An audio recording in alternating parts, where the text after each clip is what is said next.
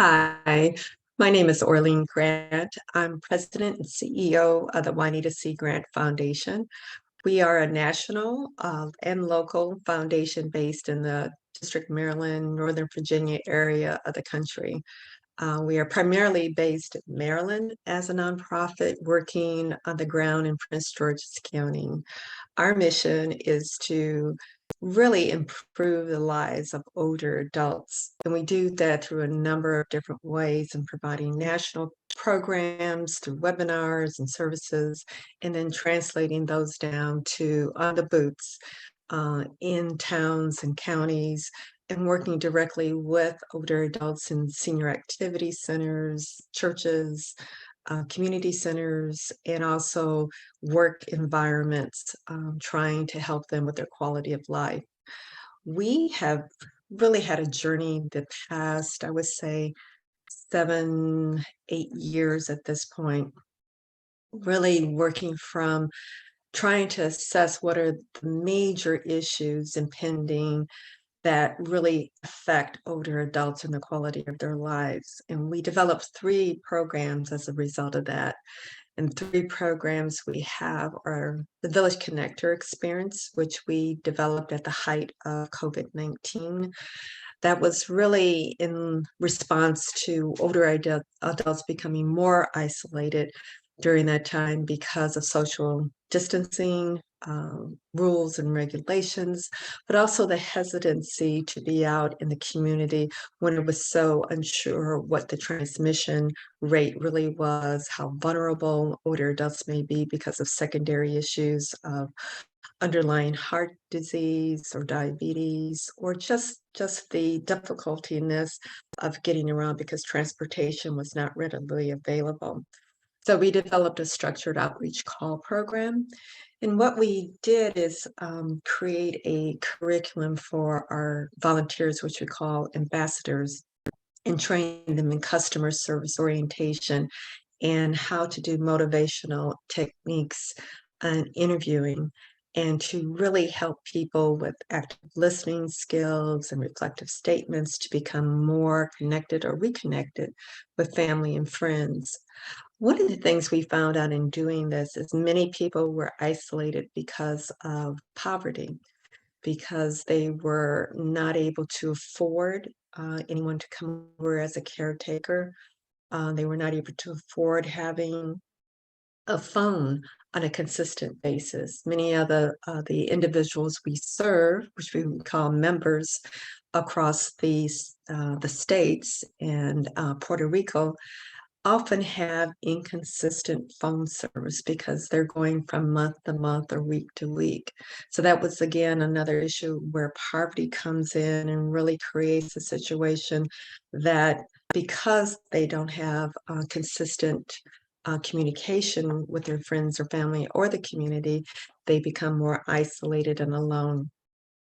Another program that we have is our Elder Abuse and Fraud Prevention Training Program, which we've been doing across Prince George's County, as well as in some of the neighboring cities at this point. We work with law enforcement at the federal, state, and local level. This year, we were able to expand to include the Federal Trade Commission, the Department of Justice, Elder Justice Division, and there's 2 sides to that. We learned the criminal sides as well as the civil side. So we were able to tap into both of those. The Consumer Financial Protection Bureau is another agency that we're working with now, State's Attorney's Office, and of course the local police department, and the Prince George's Family Justice Center.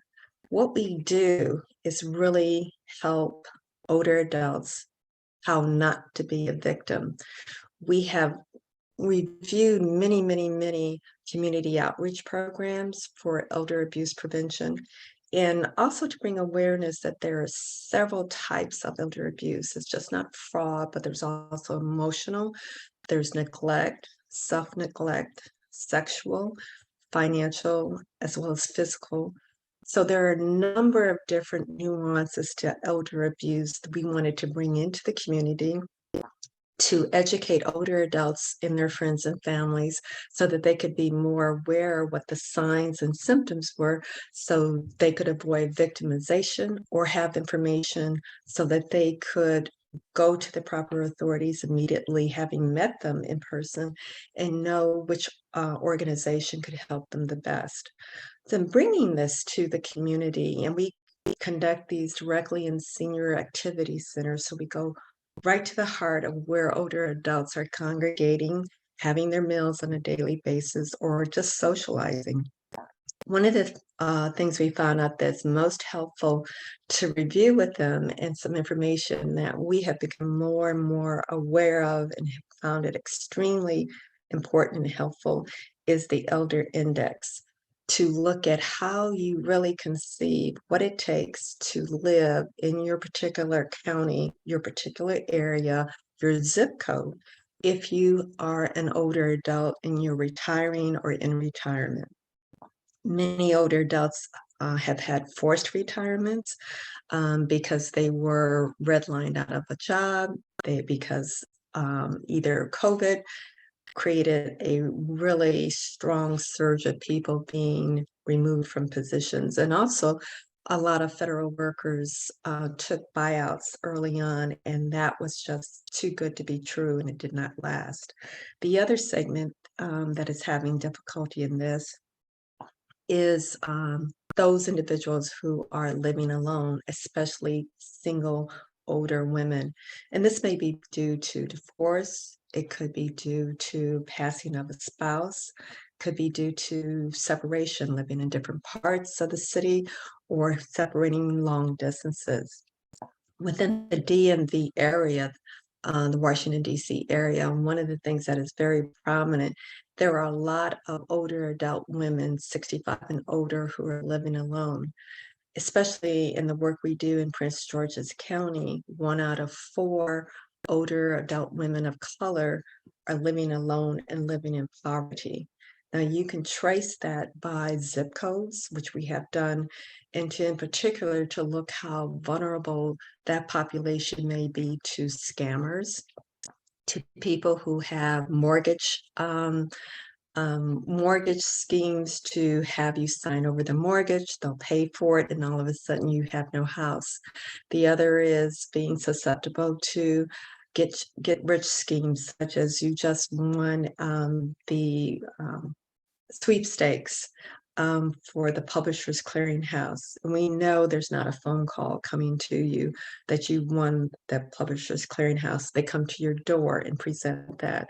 But we had several in this area recently in which older women who were living alone were pressured into buying gift cards or buying insurance policies that were fraudulent to secure getting their first check. And thereafter were caught in a scheme in which their bank accounts were being drained very quickly in getting access to their information online, which those particular people did reveal to the scammers. The other is when you have a high level of poverty and a high level of individuals who are not prepared to live in that particular area well. And when I mean well, sufficiently to able to either pay their mortgage, their medications, sustain themselves with adequate transportation, and being able to interact in the community. You also have individuals that are prone to be abused or potentially abused by people near and dear to them. So it could be a family member, could be a caregiver that they're dependent on. Uh, One of the issues that we see a lot is that the caregiver may get access to someone's bank account, their checking account, and then withhold that information from the individual. Oftentimes in the Village Connector Experience program, where we have individuals who are very, very tight budgets, living on Social Security, have maybe a family member come stay with them as a caregiver, and at times find that there is a difference in how they talk or act or respond to our interactions when that person is in the room. So one of the issues that we do deal with is making sure these individuals are in touch with authorities if they need to be, or asking authorities to make a well check if we feel there is something awry or suspicious that we are aware of, and to make sure that this individual has the proper information, call information, or can connect with the neighbor in order to get some assistance. So the Elder Index has been helpful when we're looking across the states. And we are in from Tennessee, Washington State, Puerto Rico, just now are in Hawaii, as well as California, and of course the Mid-Atlantic, looking at where our members are. In particular, if they're in a high poverty area and we know they're living alone, then the types of resource we work with them to either secure or become aware of is much different than they're in a, say, a two-bedroom home, their mortgage is paid, and maybe their spouse is still with them. So those are very, very different situations. The last program we have is the 50 plus refresh boot camp.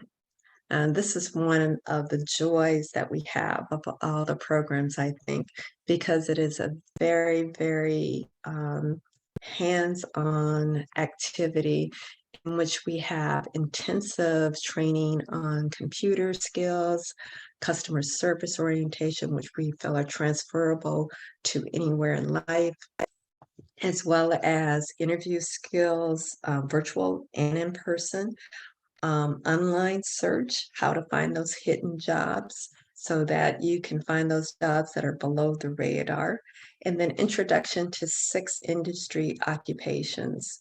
This is a program that we have conducted before, but during COVID, we were conducting the workshops mostly virtual.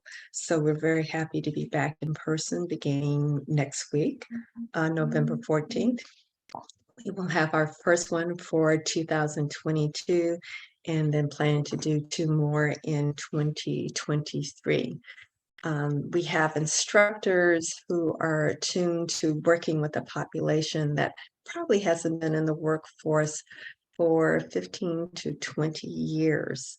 It's a very small cohort of 12 individuals, so they get intensive one-on-one attention.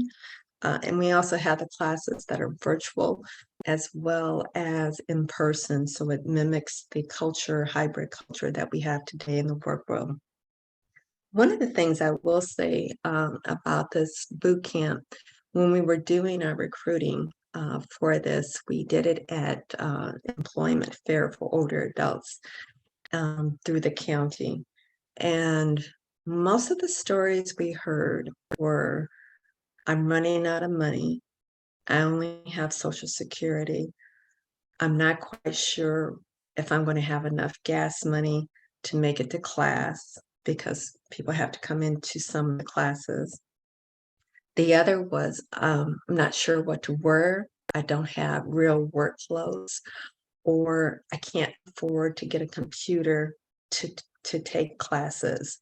So there were many, many, many, many impediments, challenges to the 50 plus group that has been out of the workforce for quite some time.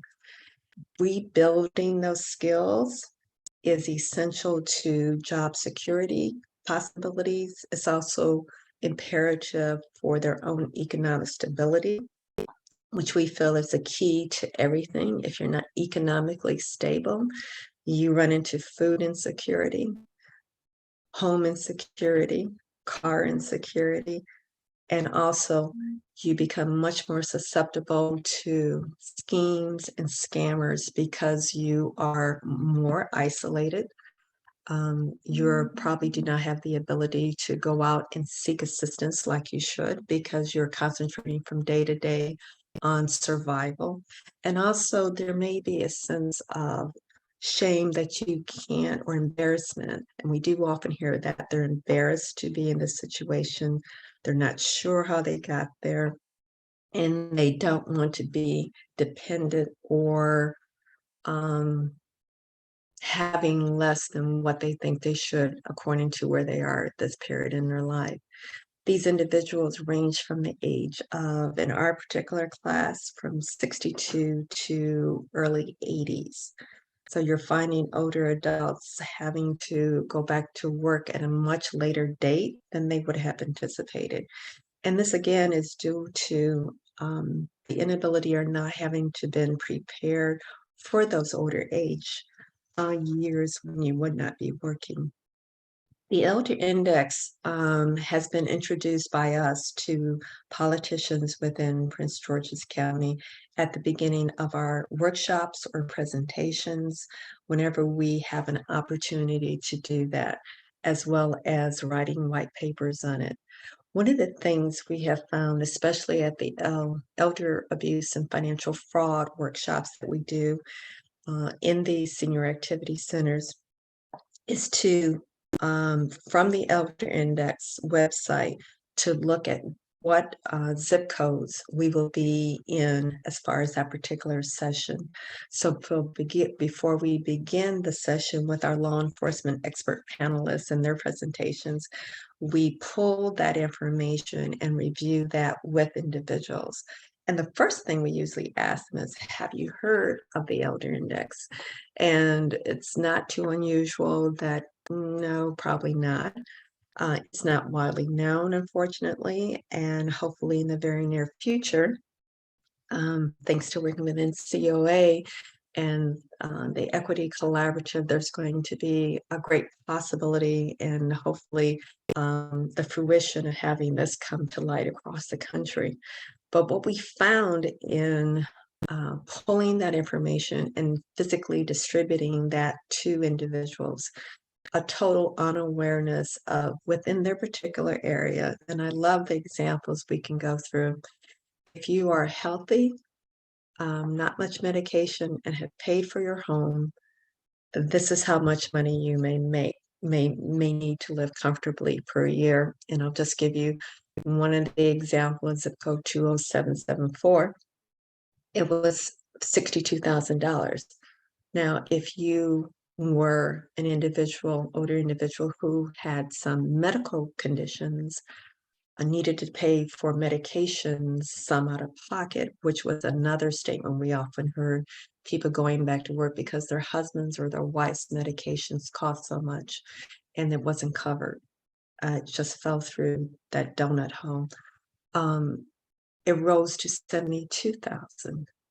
And individuals would look at that and remark, we had no idea. We had no idea we had to prepare for that. We were unaware. No one ever said anything about it.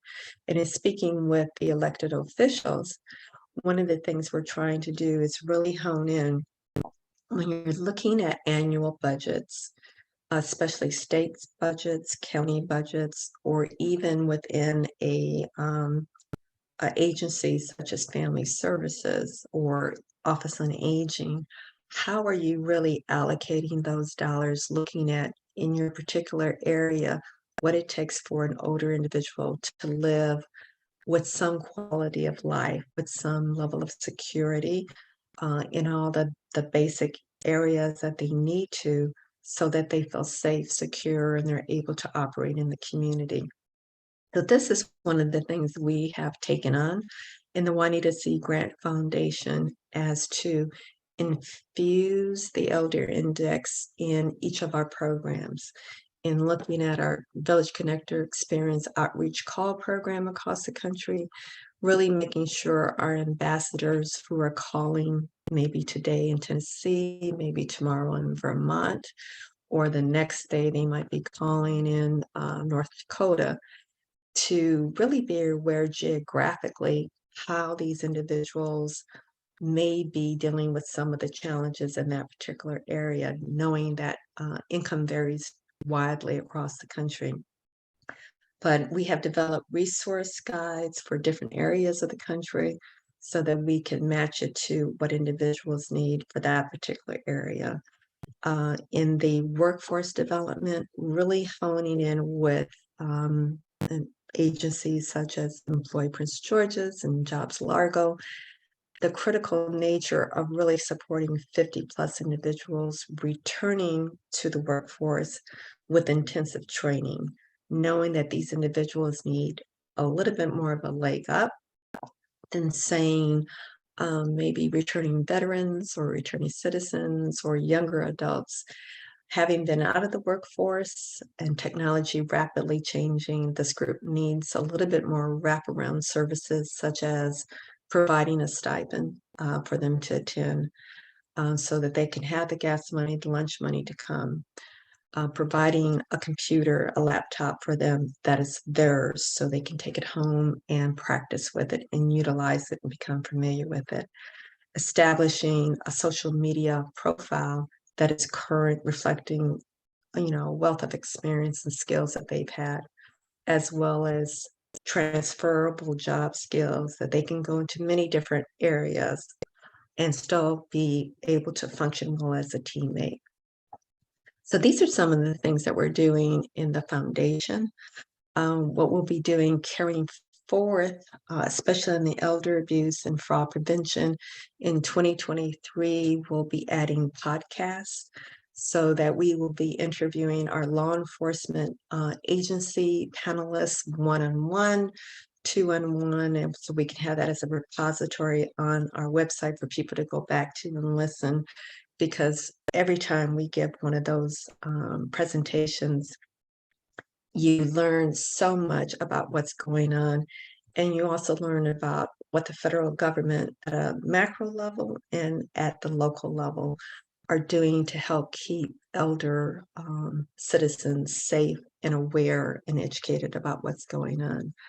With the Village Connector Experience program, we'll be expanding more into doing one-on-one interactions, creating a longer call program, which we're going to call PALS.